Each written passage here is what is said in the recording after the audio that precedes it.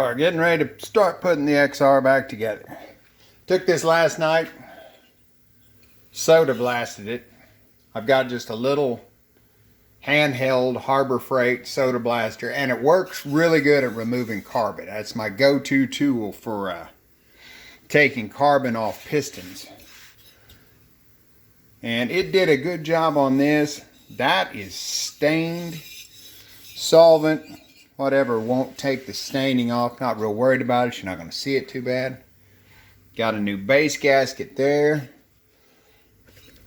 The cylinder kind of made me not real worried since it's running fine, but man, it has some rough crosshatch marks. You can't see them, but I mean, you can actually kind of almost catch your fingernail on them. So it's, I don't know, that's factory, so I'm wondering if they didn't make the crosshatch a little heavy to carry more oil on the cylinder walls or what, but it's running fine, so I'm not going to worry about it. Check the flatness. You're supposed to put put a straight edge on it. Stick a feeler gauge underneath. It says 6 thousandths is a service limit. I could barely get a 2 mil. There was one spot right about here that it was a 1.5 would fit 2 mil. It was hitting it, so it's real good and straight. Same on the bottom. So what we're going to do is put the ring compressor. I scraped just a touch of carbon off the piston. There's no reason to get too carried away. It's a piston. It's going to have carbon on it. So clean the surface there on the case. So we'll drop the base gasket on, put the ring compressor on the piston, and put the cylinder back on there as soon as I get it all lubed up. And new base gasket's down in there. Ring compressor is on the piston. Put this in the tripod and see about sliding that cylinder down on there. The studs are kind of in the way of the ring compressor.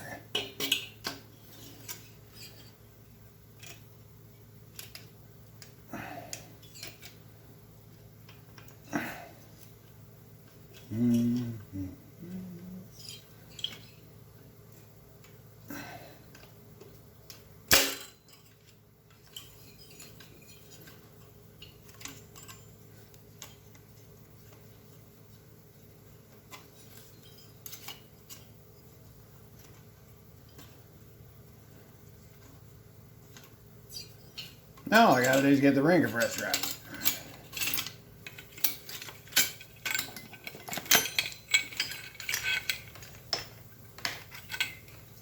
Not the smoothest operation ever, but it slipped right down on there.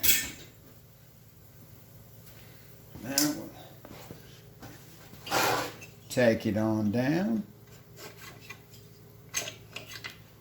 Feels like it's sliding good, nothing's binding.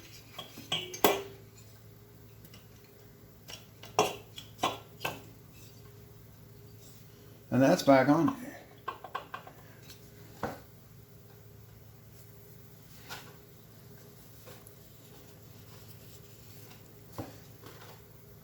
Sweet. Got new O-rings for the pushrod tubes. Fit that down in the hole like so. Duplicate that with the back one. And I have those in place. Got top ones. They may go in the head. Been working on the head here, getting it cleaned up. I didn't want to soda blast it because it's got some new moving parts and get all in the nooks and crannies. So I just cleaned up all the gasket surfaces. Used a Scotch-Brite on a angle grinder on this surface, just very, very lightly. And that cleaned that up nicely. Checked it with the straight edge. It's perfect, just like the top of the cylinder was. New O-ring behind this. New O-ring on this, inside and out, because it has a little O-ring in there where the pipe goes in. Bigger O-ring there. The O-rings where they screw onto the head are the same size as like the drain plug. The inside O-ring, I'm not sure. You'll just have to match it up if you change it. It's obviously a smaller O-ring, but I kind of collect O-rings and I have a bunch of them, and I just picked out one that fit nicely and have no idea what size it is. So I'm gonna wipe this down, get ready to set it on there. New O-rings down in here for the push rods. It looks like it's best to put them in here, and then push rod tube will slip in because there's a lip in here. So it'll stay put as the push rod tube goes up in it. So I'm gonna go set the head gasket on, wipe this down one more time, and get ready to put it on there. And the head gasket is setting on there. It is a factory Harley head gasket. It's marked this side up. It's down over the dowels. Make sure to lube the threads up on your studs. Everything on those is supposed to be lubed up before you torque it. So now we're ready to set the head on.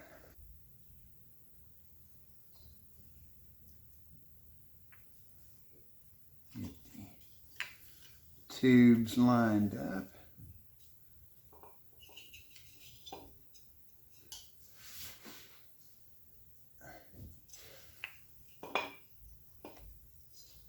Set down on the dowels, and that's in position.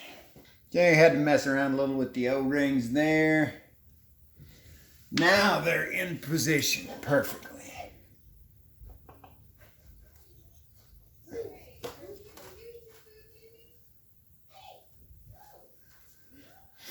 Now when everything's torqued down, they'll be nice and squeezed in there.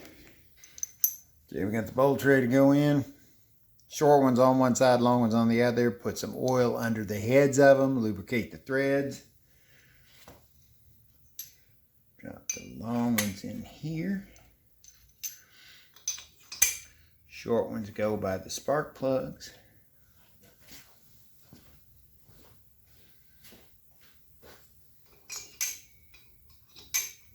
And just like unbolting them, there's a pattern. I'm going to have to look it up to make sure. Right now I'm just going to run them down to where they're touching. I'm going to go have dinner. Then we'll work on it some more when I get back. We're ready to torque down the head. It's like taking them off. You do it in a pattern. On the back cylinder it'd be this one, 2, then 3 and 4 over here. First step is to take it to 96 to 120 inch-pounds. So we're going to just go through the 4, put them at 120 inch-pounds. Next step, 13 to 15 foot-pounds. 15 foot-pounds is right at the bottom of my foot-pound torque wrench, and 15 foot-pounds is 180 inch-pounds. So I'm just going to set the same torque wrench to 180, go back through and torque them again. Okay, now that they're torqued to 180, we go back through and in the same pattern as before, we loosen them all.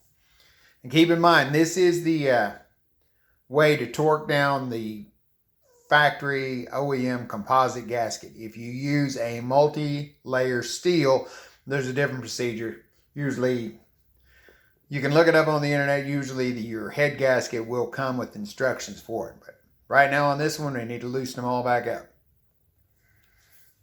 Okay, now that they're all loose, we go back through and torque them all just like before. 120 inch-pounds on the first pass.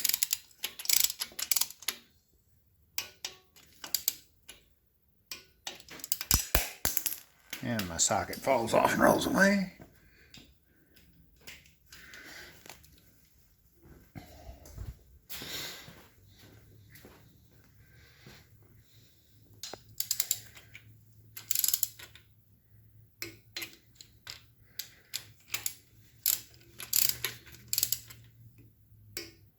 Okay, go back through at 180.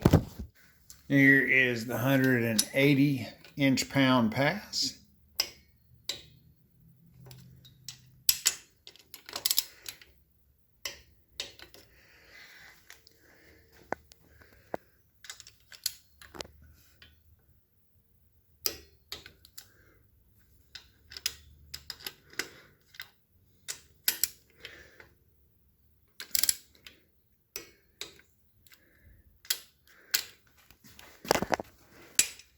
Go through that one more time at 180. Make sure everything is exactly where it's supposed to be.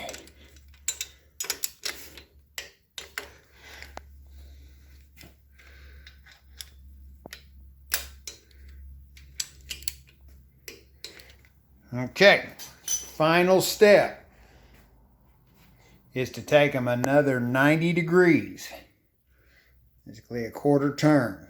So you mark them and twist them a quarter turn in the same pattern, and they're done. Okay, that's done. You can see the mark there. Put the mark facing out. You can definitely tell when they're at the right spot. I mean, they get tight. That would be where, you know, if I was just cranking them out of my hand, that would be where I would stop. So, let's drop in the push rods next so I don't forget them, and then I can clean up the rocker box and get it ready to go on. Okay, the rocker box is ready to go. Put a new gasket in here and here. Basically, just pull the old one out and put the new one in. It is a little oversized. You can see how that kind of gets wavy. You have to kind of push back on it as you're pushing it down in the groove, but that is exactly the way the original one was that came out. Cleaned off the other side, so basically just give everything a final wipe down. We can set this on, get the fasteners in, and then there's a specific torque settings and procedure to use. But you want to get all your fasteners started. You want to make sure your push rods are up into the rocker arms properly. Then snug everything down. See, you still got a little bit of a gap there. It's because the lifters have expanded. So we need to take and snug these down, the 4 main bolts, until everything's collapsed. Until the lifters are collapsed. Once those are down, then you can go through and start the torquing sequence. Okay, crisscross pattern. Tighten these large ones to 20 foot-pounds. I did that. Next, we're going to hit these 3 here at 135 to 155 inch-pounds. I just set it at 140. So we'll hit those 3. Then we'll go over and do these 2 Allen head bolts. Same torque, 140 inch-pounds. Where'd they go? There they are. There's 1, there's 2. 140 inch-pounds.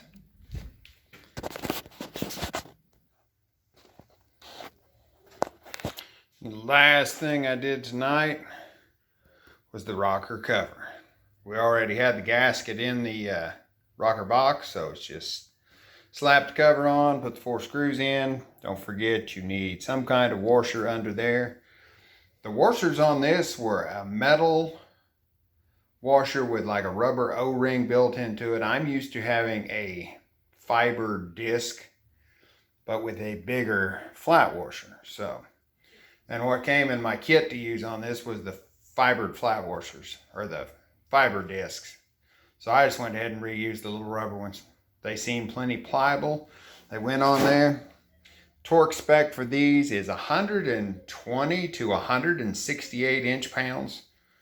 It's like, I'm used to having a little bit more specific torque than that, so I just tightened it however I felt like. So it's kind of hard to get a torque wrench in on the other side. I tighten them till they're tight. So, I'm tired. This is Thursday night. It's supposed to rain the next 2 days, and I want to ride Sunday. So, I've got plenty of time to finish putting this thing back together. So, I'm going to go get some sleep. Till tomorrow. We left off yesterday with putting the rocker box cover on, so go around to the back side of the cylinder and put your oil line back in that fitting. Always remember to put the clip on before you screw the thing into the head. It sure makes it a lot easier. But just kind of bend the line to the side, make sure to lube up the end of the fitting, and it just slides in and snaps in place. Next, I think we'll go up to the intake manifold, get it back in. We're working on the intake manifold gaskets here. Got the flanges. The original gaskets were the soft core. I'm putting in a set of the James rigid core gaskets. As you can see, when these are down in there,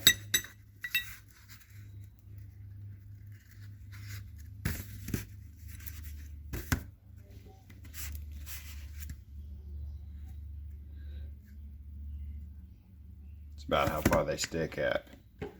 These stick up a little taller. Should, with a little silicone lube to get everything to slide, should drop down in there. We'll see how the flange looks once it's tightened up. But I use these rigid core on the Buell. They seem to work really good because the Buell had an intake leak. So I like to put a little silicone lube on these to get everything to slide in there properly. Nothing excessive. And what you want to do is put the flange on your throttle body and then slide the seal in to where that inner part fits down in around the throttle body. See all that nasty in there? That's from your, well, it's a combination of bad fuel and where it had the crankcase vent come in. So once you've got that done on both sides, start sliding it in. You got to line up the bolts on the back where they slip into place. Okay, all the bolts are started.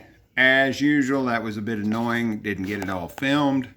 Getting one side pushed in there, get the bolts started, is pretty easy.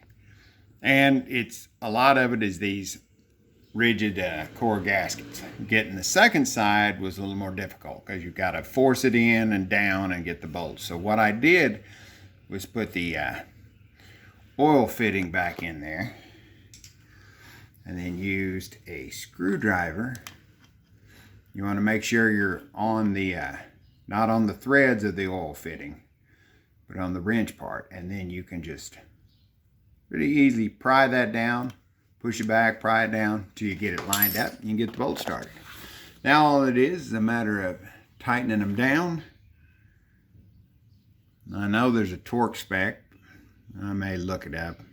And then again, I may just tighten it. It's kind of hard to get a torque wrench in the back side anyway. Oh, and if anybody was paying attention when I put this head on, I'd already put that fitting in there. You can't do that. I'm sure somebody was going, hey, dumbass, you can't put that fitting in there yet. But, hey, I took it out. And then ended up having to put the other one back in, you know, just to get the manifold in the right spot. Well, I'll go to tighten them down, and then we can start hooking some wires back up.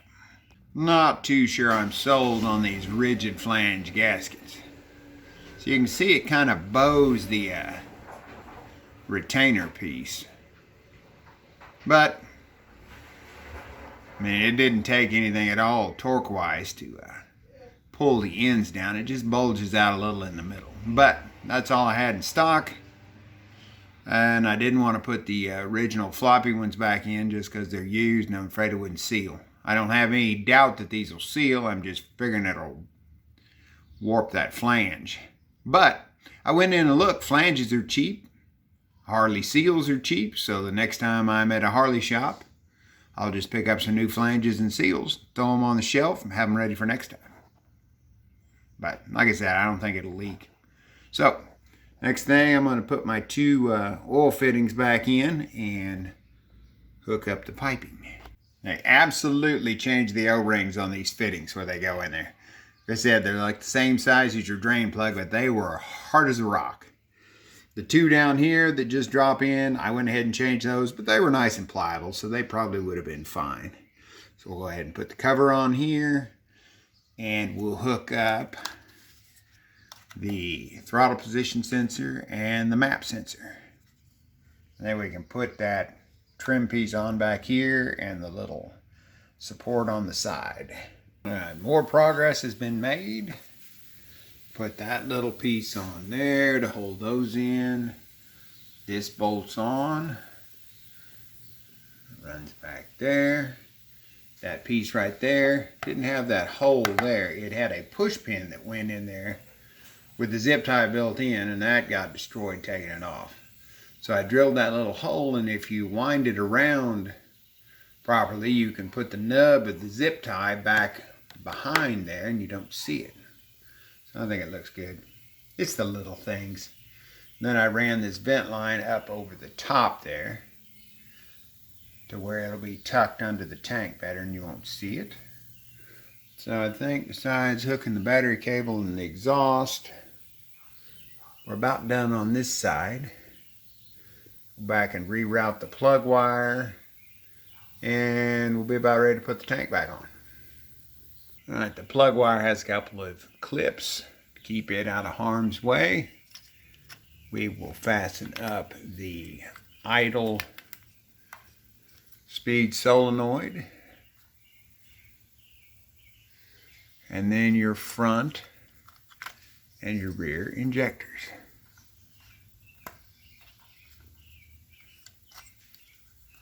It's just easy like that. Make sure they're marked. Make sure you get them front and rear right. Okay. Fuel line is ready to go on. Your vent and your ground go on later. And we got to remember to hook up the fuel pump line. Make sure to inspect your wiring while you got this stuff off, because these motors shake around. You can wear holes and stuff. Got a hole in the insulation right there, or the covering. It didn't actually get into the insulation of the wires, so I'm going to give that a nice few wraps of black tape, and that should protect that and make sure when I put it back on it's not snagged anywhere.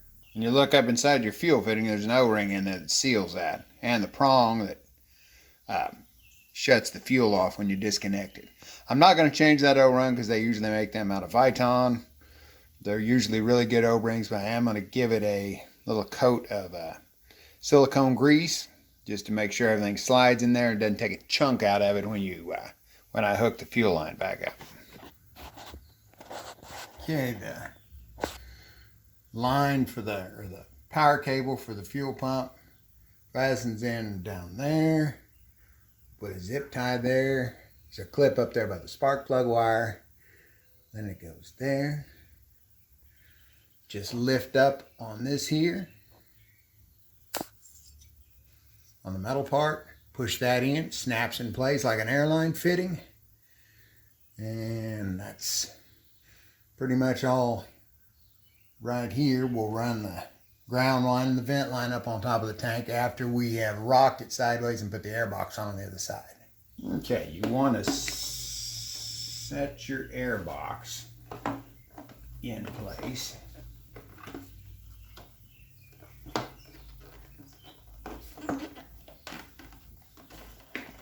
Get it down on your throttle body. And once that's in there, you can lift the tank up enough to slide it over and drop it down into the notches.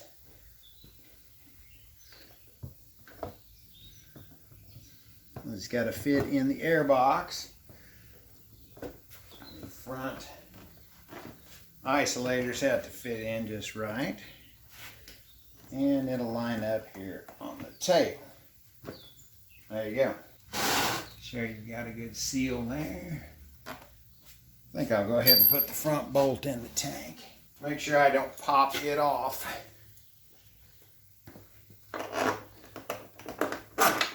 Run that through. Now, we'll run these two in.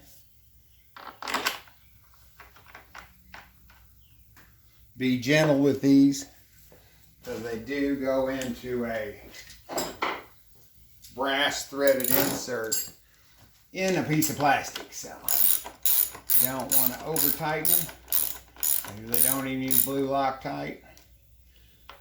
They'll be trapped, if they come loose, they'll be trapped behind the airbox cover. So snug them down. It's good to go. We'll put the nut on the front, put the bolt in the back, and the tank will be on. I'll double check, make sure nothing's pinched and in the way. And then we'll be pretty close. I'm about to run out of parts over there. Get the exhaust on. Okay, airbox cover, it's not a Buell. Fuel tank cover is on. That line, that vent line that I ran up high, don't do that. It gets in the way. So I had to pull it back out and lower it down. I got some new screws. I'm gonna have to cut them to length to fit that. Still got to zip tie a couple things over here. But I'll put the exhaust on. Alright, the exhaust is back on. Airbox is done. Wires are tucked. Hook the battery cable back up. No leftover parts, not a one. So, I'm guessing the only thing left to do, see if it runs. Oh, well, never mind. Still got to put them in. Yeah, before I fire it up, I'm going to do that. Alright, got the, just found some hardware store Phillips head screws. Use those, they'll work for now. I have some Allen head ones, but they're black oxide coated. I'll need to paint them so they don't rust. But I think it'd be nice to have the screws in black. So I think everything else is good. It's time to see if this thing fires up.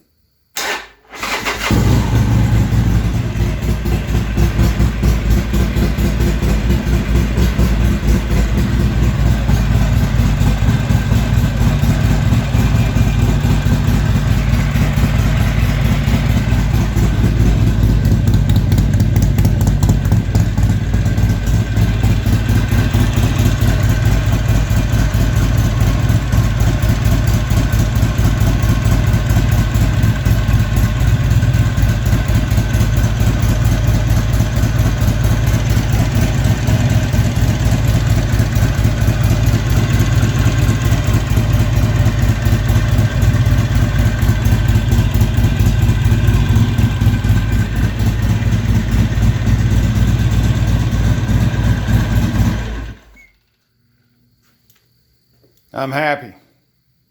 No oil spewing, no fuel spewing. It didn't shoot the head gasket across the room. It's not knocking, banging, or, well, you know, any worse than a Harley normally does. So I am happy. And I am tired. So I'm going to go in and drink some beer, edit this video. Tomorrow it's supposed to rain, so I can come out and clean up this mess of a garage. I want to give you a little sneak peek on what else I can do to this bike. Check them out.